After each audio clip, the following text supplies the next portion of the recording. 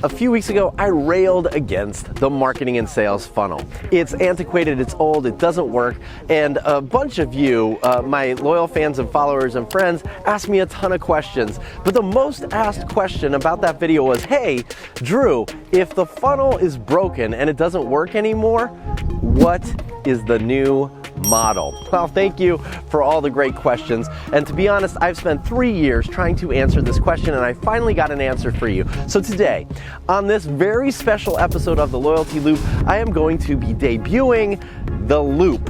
Let's do it from right here in foggy, chilly Cape Cod, Massachusetts, on this episode of the Loyalty Loop.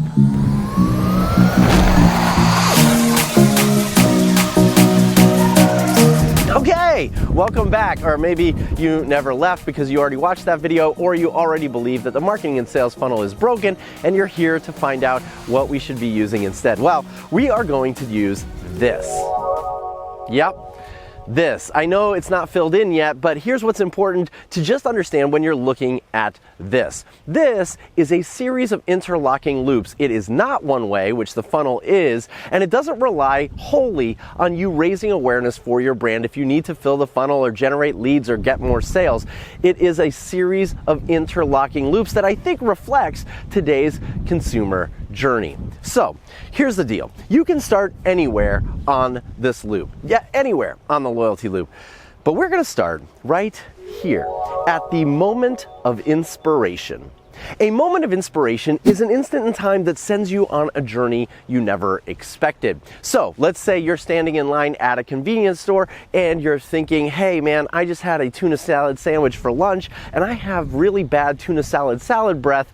You have just experienced a moment of inspiration. Remember, it's an instant in time that's sending you on a journey you never expected. Or let's say you are sitting in a meeting and you've missed the third deadline on the third client project in 3 weeks, and you're thinking to yourself, man, there must be a better way to manage projects for this company. That is a moment of inspiration. Now, there are multiple types of moments of inspiration. Maybe we'll talk about those in a future episode, or if you have questions about them, leave them below. But the second thing that happens unintentionally and subconsciously in the mind of your consumer is a trigger question pops into their mind. Yes, every time there is a moment of inspiration, a trigger question pops into your mind. So you're standing in line at the convenience store, you realize you have bad breath, you realize you need some gum. The first question you ask yourself is, what gum am I going to buy? That is a trigger question. Or you're sitting in that meeting and you're wondering to yourself, man, how are we continually missing these deadlines? What software or technology could help me manage projects better? That is your trigger question for the moment of inspiration that just occurred. So, a trigger question is the first question that pops into your mind anytime a moment of inspiration occurs. And then, subconsciously and unintentionally, the third thing happens very, very quickly. The third thing that happens is a prime brand pops into your head.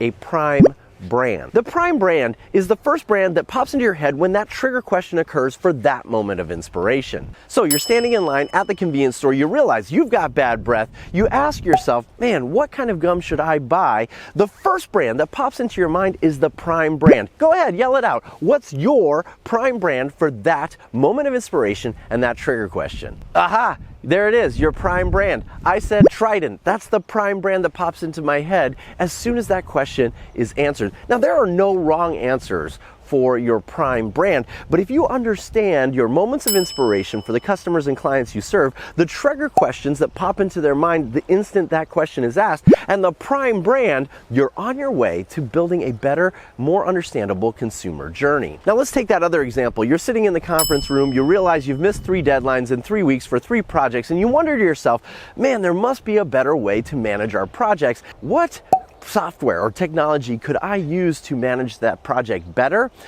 Immediately, the first brand that pops into your head, it's the prime brand. Now for me, I don't know any of those software projects, so the first brand that pops into my head is Google. And you should know right now that Google is the center of the online marketing universe. It is the first place that people go when they can't think of a prime brand. Maybe you think, man, I know that I've heard Trello can manage projects better. Maybe I should check out Trello. Well, now that's your prime brand. Now the fourth thing that happens is right here. It is called active evaluation. Active evaluation is the process of adding and subtracting brands as you move over here towards a moment of commitment.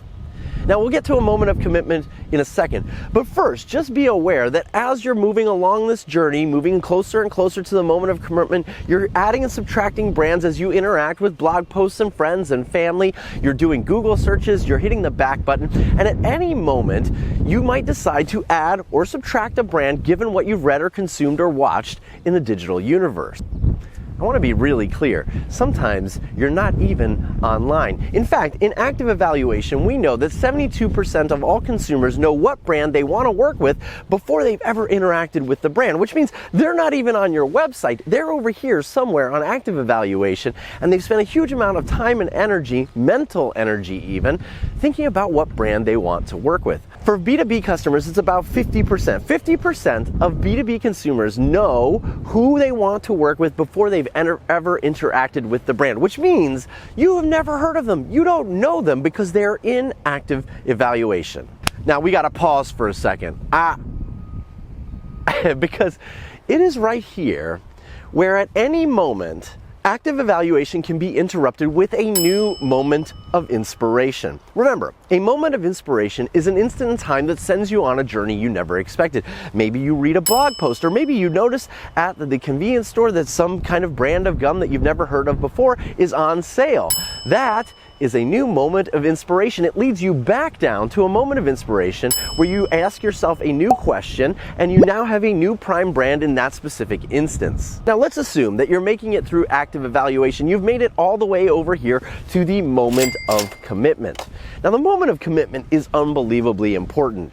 A moment of commitment is an instant in time in which you trade money, data, or time for information, a product or a service, or to support a cause. That's right, that is a moment of commitment. We need to remember that in a digital age, data and time are just as valuable as cash. Now, maybe in the bad breath example, you've decided that you are going to purchase some gum. You are committing by buying a product in that instance. However, in the B2B example, if you're thinking, man, I still don't know which project solution I want, you might be willing to sign up with an email address to download a white paper or get on a 6-week email program that will help you make a better choice. That is the same kind of commitment as buying a product. You are committing by trading your data, your email address, for some valuable information, and we need to take that very seriously.